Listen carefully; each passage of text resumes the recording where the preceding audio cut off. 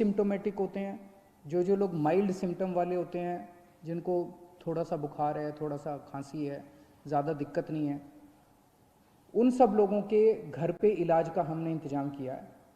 हमारी टीम उनके घर पे जाती है, उनके पूरे परिवार को बिठा के सब समझाती है कि आपको कैसे करना है, देख के आती है उनके घर पे पहले कि क्या उनके घर में एक अलग कमरा है, क्या उनके घर में एक अलग टॉयलेट है, क्या उनको अलग से घर के अंदर सोशल आइसोलेशन किया जा सकता है। अगर उनके घर में ये सुविधाएं हैं तो फिर उस मरीज को अपने घर में ही उसका इलाज करने की इजाज़त दी जाती है। इसमें इलाज तो है ही नहीं कोरोना में, तो वो अपने घर में ही आइसोलेट हो जाते हैं। डेली हमारी टीम की तरफ से उनको फ़ोन जाता है, लगातार उनके टच में रहते हैं, उनको फ़ोन नंबर दे दिया जाता है, अगर उनको किसी भी तरह की तकलीफ़ हो तो वो हमसे संपर्क में रह सकते हैं। जिन लोगों के घर में ऐसे होम क्वारंटाइन करने के लिए अलग से कमरा नहीं है, उन लोगों के लिए फिर हम लोगों ने कुछ कोविड केयर सेंटर बनाए हैं, कोविड हेल्थ सेंटर बनाए हैं। वहाँ पे फिर उन लोगों को हम ले आते हैं, लेकिन और उन लोगों को वहाँ पे हम रखते हैं 13-14 दिन के लिए, जब तक वो नेगेटिव नहीं हो जाते।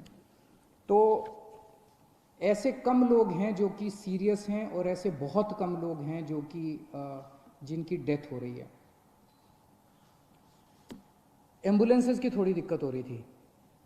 मुझे ये बताया गया था कि कुछ लोगों को फ़ोन करने के बाद एम्बुलेंस के लिए कुछ घंटे इंतज़ार करना पड़ रहा है। कल हम लोगों ने आदेश निकाल के, सरकारी एम्बुलेंस तो थी हमारे पास, हमने कई सारी प्राइवेट अस्पतालों की एम्बुलेंस भी सरकारी सेवा में रिक्विजिशन कर ली है। इसका मतलब ये नहीं है कि वो अपने अस्पतालों के लिए काम नहीं करेगी। जो एम्बुलेंस प्राइवेट में थी और जो एम्बुलेंस प्राइवेट अस्पतालों की थी वो वहाँ काम करती रहेंगी, लेकिन अगर उनको फ़ोन जाता है और कोई ड्यूटी सरकारी दी जाती है तो उनको वो सरकारी ड्यूटी भी करनी पड़ेगी। ये आदेश निकाल दिए गए हैं। तो इससे मुझे उम्मीद है, अब कई एम्बुलेंस हो गई हैं, इससे मुझे उम्मीद है, कल काफ़ी सारी प्राइवेट एम्बुलेंसेस रिक्विजिशन की गई हैं दिल्ली के अंदर, इससे मुझे उम्मीद है कि एम्बुलेंस की दिक्कत अब ख़त्म हो जानी चाहिए। हमारे बहुत सारे ये जो कोविड की लड़ाई है, ये लड़ाई हमारे डॉक्टर्स लड़ रहे हैं, हमारे नर्सेज लड़ रहे हैं, पुलिस के लोग लड़ रहे हैं, सिविल डिफेंस वॉलंटियर्स लड़ रहे हैं, हमारे बहुत सारे टीचर्स हैं जो लगे हुए हैं, हमारे बहुत सारे आंगनवाड़ी वाले, आशा वर्कर्स हैं, बहुत सारे और बहुत सारे लोग हैं जो फ्रंट लाइन पे लड़ रहे हैं और वो अपनी एक तरह से मेहनत कर रहे हैं, जान जोखिम में डाल रहे हैं। हमारा फ़र्ज़ बनता है कि इनके लिए हम जो कुछ कर सकते हैं करें, और अभी तक कर भी रहे हैं हम लोग। दिल्ली सरकार उसके बारे में बहुत संवेदनशील है और समय समय पे जो भी हो सकता है हम करते हैं। कल हमने आदेश निकाला था कि हमारा Rajiv Gandhi super speciality hospital, जिसको कोविड हॉस्पिटल हमने डिक्लेयर किया है, उसके साथ हम लोगों ने 2-3 5 स्टार होटल्स अटैच कर दिए हैं। एक तरह से वो होटल्स भी अस्पताल का हिस्सा बन गए हैं, अस्पताल ने अपनी फैसिलिटीज़ उधर कर दी है। तो अगर कोई भी कोविड वॉरियर, कोई डॉक्टर, कोई नर्स, कोई टीचर, कोई सिविल डिफेंस वॉलंटियर, इस किस्म के हमारे लोग, अगर कोई भी कोविड वॉरियर बीमार पड़ता है, कोविड हो जाता है उसको, तो उसका इलाज करने के लिए हमने अच्छी व्यवस्था करने के लिए 5 स्टार होटल्स में उसकी व्यवस्था की है। बताइए क्या गलत किया? मुझे तो लगता है कि हमें करना चाहिए, उनके लिए जो कुछ भी कर सकते हैं करना चाहिए। वो रात दिन 24 घंटे हमारे लिए मेहनत कर रहे हैं, अपनी जान दांव पे लगा के कर रहे हैं। उनको कोविड हो सकता है, अगर उनको कोविड हो जाए तो उनको ठीक करने की जिम्मेदारी तो हमारी है ना, फिर पूरे समाज की है, पूरे देश की है। मुझे कल बहुत दुख हुआ जब हमने ऑर्डर पास किया तो विपक्ष के लोगों ने इस ऑर्डर का खूब मजाक उड़ाया, इसकी खूब क्रिटिसिज्म किया कि इन लोगों को स्पेशल सुविधाएं क्यों दी जा रही हैं। मैं आपसे पूछना चाहता हूं कि क्या हमारी कोविड से हमारी रक्षा करने वाले कोविड वॉरियर्स को स्पेशल सुविधाएं मिलनी चाहिए कि नहीं मिलनी चाहिए? बिल्कुल मिलनी चाहिए।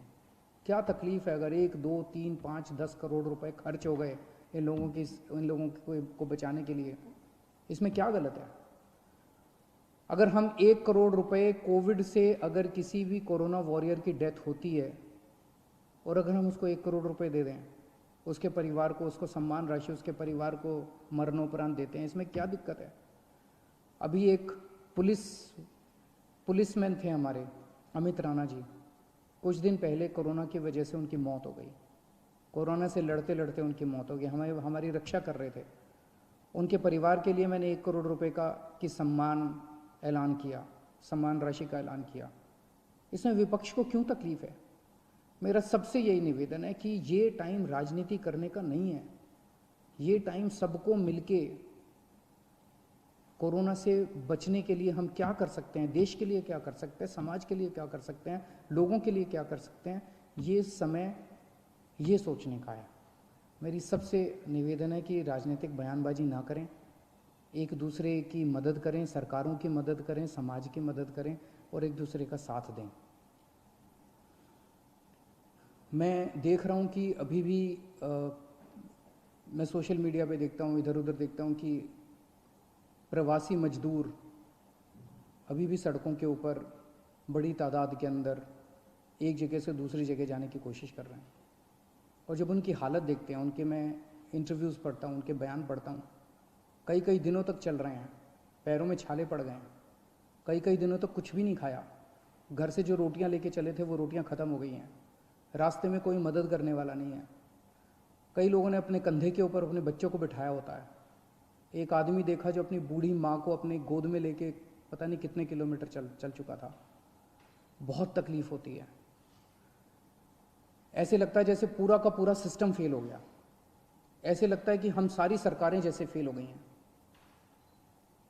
मेरी सब लोगों से निवेदन है, दिल्ली के रहने वाले सब लोगों से निवेदन है कि आपको बिल्कुल चिंता करने की ज़रूरत नहीं है। जो लोग दिल्ली में दूसरे राज्यों के ऐसे हैं जो फंसे हुए हैं और जो जाना चाहते हैं, हम उनका इंतज़ाम कर रहे हैं। अभी तक हमने आपके खाने और रहने का इंतज़ाम किया हुआ था। मेरी आपसे निवेदन है, पहला निवेदन तो यह, दिल्ली छोड़ के मत जाइए। बहुत जल्दी ये लॉकडाउन अंतहीन तो होगा नहीं, कभी ना कभी तो खुलेगा, जल्दी खुलेगा, सबको नौकरियां भी मिलेंगी, आपको भी नौकरी मिलेगी, सबको काम मिलेगा, सबको मजदूरी मिलेगी। लेकिन अगर कोई फंसे हुए हैं और जाना ही चाहते हैं, हम आपके लिए ट्रेन का इंतज़ाम कर रहे हैं। एक ट्रेन मध्य प्रदेश जा चुकी है, एक ट्रेन हमने बिहार भेजी, अभी और ट्रेन का इंतज़ाम कर रहे हैं। केंद्र सरकार से भी बात कर रहे हैं, दूसरे राज्यों की सरकारों से भी बात कर रहे हैं। थोड़े दिन इंतज़ाम कीजिए, लेकिन घर से ऐसे पैदल मत निकलिए, ये आपके लिए सुरक्षित नहीं है।